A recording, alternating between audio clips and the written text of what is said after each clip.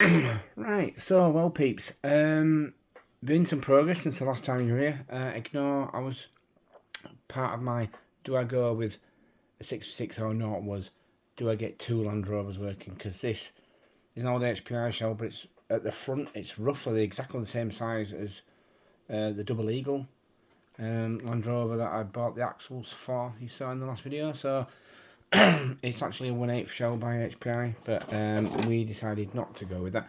That hasn't moved, as you can see, so we'll put that there for now. Right, the 6x6 progress has been made.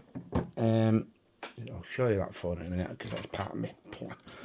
Right, so we have a working chassis. Now, I haven't done any drive shafts as yet, but this is all the stuff that I showed you in the last video. I needed to make all the links. Now, I've cadged some off something else because they're like standard size at this front end here. So I need to remake those. Actually, I'd forgotten until I just turned it over that I hadn't. Because I will be painting this chassis at some point, and I'll tell you why. Right, so I've stolen these wheels from some other wheels. And these are coming back off because I've just bought some from AliExpress. A set of 4 the steels that come on like the Land Rover RCs. I found some plastic ones.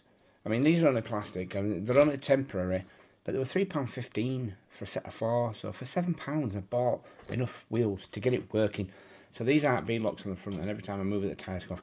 Right, so to finish this we need a body, coming to that, a steering servo, because this it's just to hold it all together, a gearbox and drive shafts.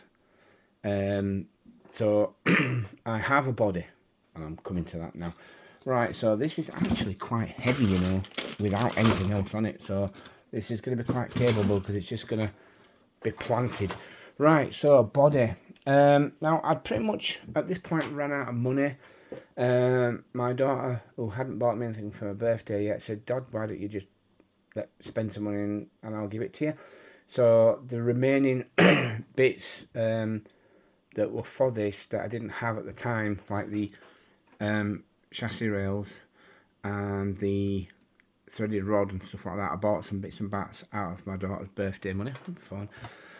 So yeah, that's how this became completed. Right now, we went to my mum and dad's the other day, and my lovely old mother, she quite often just gives me money for no reason, and I usually say no, but I took it this time, but because I've bought one of these.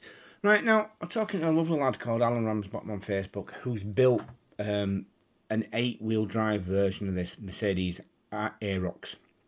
And as soon as I saw it, I thought, yeah, I need to get in touch with this guy. And I contacted him, and he's very, very helpful, and told me what this was. And I bought one.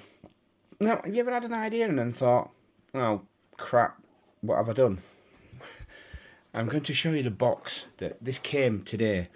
I mean, £31. I was going to go with, I've got eBay, Amazon, AliExpress and Temu on accounts, and I'd spotted what was basically a rip-off of a Proline Power Wagon cab only. It was £8.50, and I thought, I'll go one of those. I thought, we're going to build like the truck from Indiana Jones, where he throws the German guy over the hood, in the chase scenes at the Temple of Doom, I believe it is.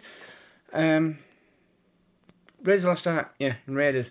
Then I thought, my family didn't like that idea very much. I thought, yeah. So then I thought I'd found, it's from an MSX cab only. It's the Toyota, old Toyota XJ. And that was 40 quid, and I thought, ugh. And then when I was talking to Alan, and he told me about that he used this Hina Models Giga Truck. It's a toy, but he's used these to make a couple of 8x8s, and I went, ooh. So yeah, when I found one for £31, it's not a very nice colour. I mean, it is that colour. I mean, I'm going to pay it anyway. But it came in that box. My wife says, "Oh, I said, did my parcel come?" She went, "Yeah, it's just a little parcel." I walked to the kitchen. Oh, jeez, Christ. Anyway, so hang on, bear with me a moment. Right, sorry, I haven't fully opened it. Are you ready for this? This, I think this came from Poland by the looks of the writing. When you think to yourself, holy crap, what have I done? Go on, open, damn you. Now, I'm taking you on this experience. You'll see it when I see it.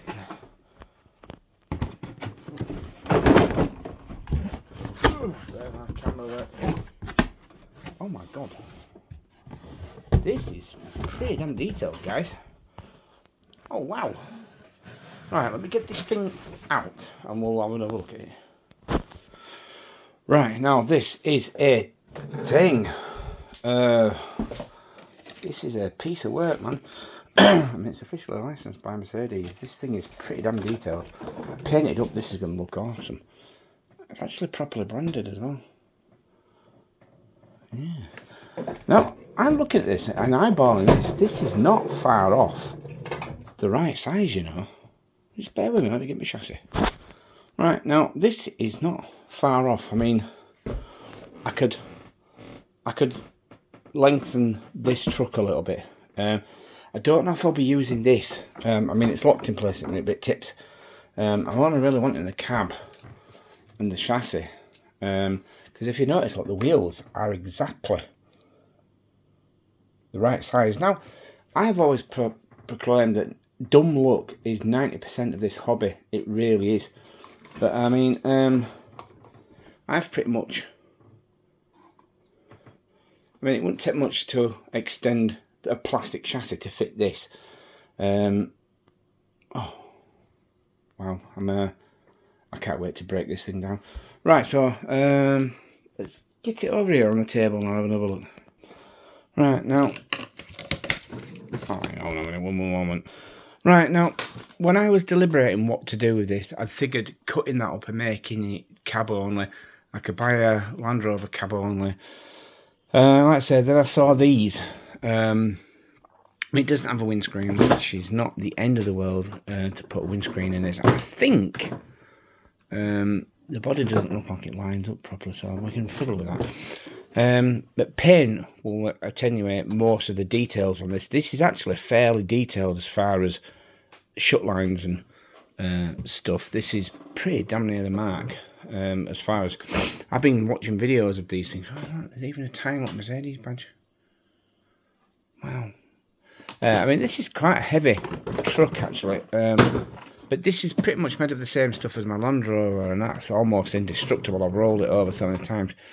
Right, now, yeah, you'll see it's more or less spot on for width as well. Just hang on a moment. Right, I've just measured this, and from there to there, this is 230 millimeters, and the same place, this is 250. So there's just like there's 10 mil difference now. I would sort of rather have the wheels just inside there, so when it articulates, there's no rubbing. So this is going to work beautifully. Now, again, when I pulled it out of the box, I thought, oh my God. And my wife asked me a question I couldn't answer. She said, where the hell is this thing going to live? And I'm like, yeah, was my answer. Impressed she wasn't. Right, now, I've been Googling images of these trucks for so long now, and I come to a realisation that there was a yellow one of these, but it was an extra tenner. And I wanted a yellow one, but I thought I didn't have £40. I only had actually £30, so I'll ask her, oh, there's only a couple of good difference, it's £32, just get it. So I just couldn't afford the yellow one, and I found with places like Amazon and AliExpress and that, if you don't get them when you see them, they've gone. So I thought I need to get one, even if it's the wrong colour. Now, I am going to paint this as a military truck. And I thought about going with green camo, and I thought, oh, I've done so many complicated paint jobs lately. I just want something simple. So I'm going to go with like a sand deserts. My apologies to anybody from the military, because my terminology is just probably like desert storm, like a tan coloured, and that means then that on them sort of trucks everything's tan coloured except for the tyres, obviously. So I'm going to be painting everything that's permanent brown, same colour as the truck, because then that will hide the mismatching axles. Oh, while we're on the subject of mismatching axles, in the last video I talked about these being on the Land Rover and the underwhelming performance from the Holmes Hobby. That axle was almost completely seized. Explains why it didn't perform very well. It was dragging a stiff axle. Now it is still, I mean, if you look at this one, that one's free turning. That one is not, and I've totally stripped it and oiled it and stripped it a second time and oiled it again, and it's just like I can't get it. I can't work out what's wrong with it. Now it's not seized up, and it's not quite free rolling. It's sort of somewhere in between. So basically, what that means is I was shoving the Fusion motor in the Land Rover, so I'm going to take it back out with the Holmes Hobby and Hobbywing G1080 G2 setup, and hopefully with free-wheeling axles it'll behave as I expected it to do, and probably leave it the hell alone. So I've not touched it. So that brand new Fusion motor is probably going into this one, because this one is going to be one heavy mother.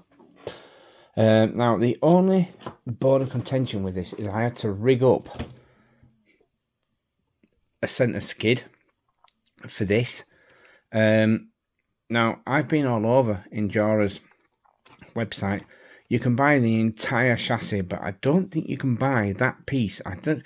Finding out what anchors these is difficult, because nobody pictures just that part. So if anybody can help me, if anybody knows what part I need to finish this, because this is all Endura, literally, apart from the links I made myself out of threaded rod and aluminium tube, it's literally all standard Endura parts. So if anybody knows where to get one of these central little pieces so that I know what I'm looking for, I'll get one for it, because like I say, that's just an old axial, a 610 plastic skid. The hot glue isn't holding it together, it was just filling the gap, and I should have found some darker colour, so I'm going to redo that at some point. Once it's finished, I want it to look like it was bought, not bodged. So yeah, so the Land Rover will be okay, I think, next time I take it out. Now that my daughter's formally moved back home, we're hoping to some Sunday to go out and take the cars. So I'm gonna have to get rid of some to make space for this, because I've harbored this. I need a 6x6 for a long time, and it's just like cost prohibitive and that. But yeah, there's a lot of slop. There's some shimming needed. I don't know if you can see that. Yeah, it's none of the shocks are lined up properly. It's just bodged together. I do need 6 matching shockers for this, and I may not be keeping these either. I bought these. This is the other thing that my daughter bought me, 2 sets of these, because at the time I was unsure as to what the back end was going to be. I wanted to build like a Paris to Dakar off-road truck, which has like a back, a covered back, bodywork that goes all the way to the end, and usually the slope down at the back. I was going to build that, so these didn't matter. Well, now that I'm purchasing a second chassis on top of this, I may need to lay them shocks down, so I may need to figure out some cantilever setup for these too, or just get shorter shocks in the back. I don't know. But yeah, that's where we are, peeps. 15-minute video. I've not got anything else to show you. And that's it. So thanks for watching, and more soon, hopefully.